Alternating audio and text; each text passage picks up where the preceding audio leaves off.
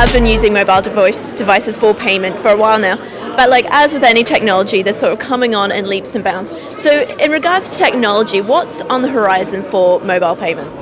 When we're talking mobile, I assume that we're not only talking mobile phones. I assume that we're talking also tablets, but also the Internet of Things. We're talking watches, we're talking, I don't know, necklaces or whatever is coming on. I think the main confusion is that, when talking mobile payment development, we're not talking about competing with the plastic cards only, but it's also the cashful society. So it's actually, looking at Eastern European markets, it's dominated by cash still.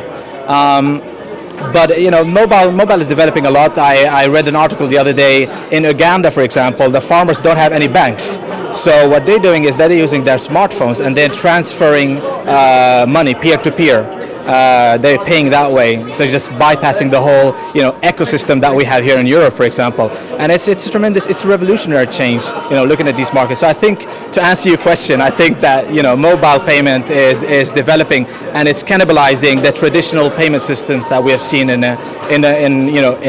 many years. So it's here to stay, but it's a slow development, and we have to respect that.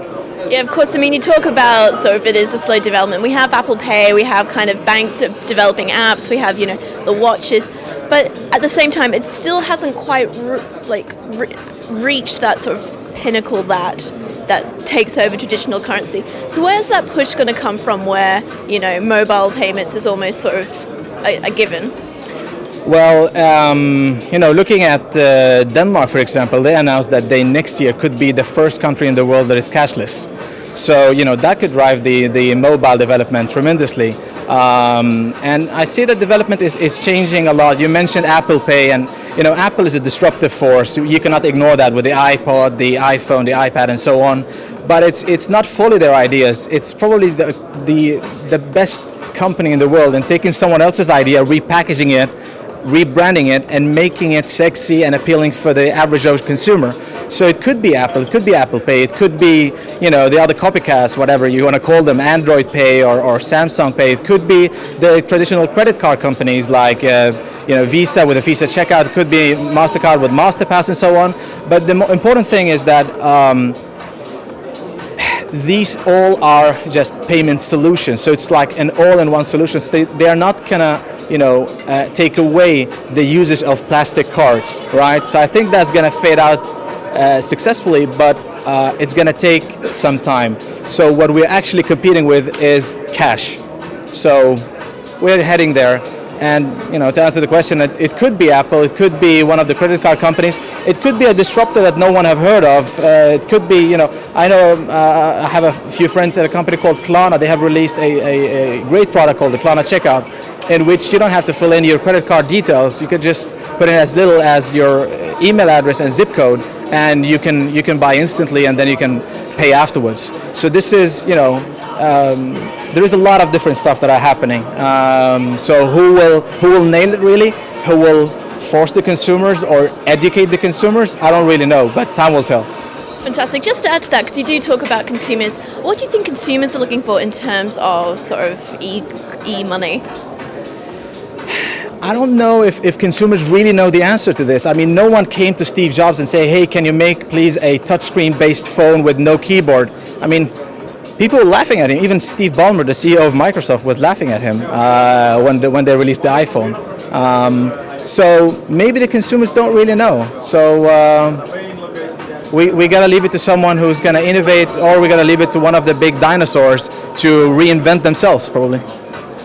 And of course, just my last question there. So, what's your sort of general view on payment trends in the coming year? And what's the ideal ecosystems? What does the ideal payments ecosystem look like? Oh, it's a very, very broad question. It's a very big question. Well, I think, the ideal scenario is a few years from now that we would have an all-in-one solution that covers all the markets, all the industries, all the countries around the world. It sounds so, so far away. But once again, looking a few years back in time, we didn't have, the smartphones or the smart devices. We're looking ahead a few years from now. There is tremendous change in the tech industry. So I don't really know. It's going to be interesting to see. But once again, a few years from now, probably we'll have. I wouldn't be surprised if we would have Bitcoin as a secondary currency in a small state somewhere. I wouldn't be surprised if there is a big initiative within the European Union, the digital single market, where we're trying to standardize everything within the EU. So that could be a great first step to try to standardize everything and make one size fit all for a big continent, and maybe that could inspire other continents, other regions, other players to do this on a global level. Let's just hope.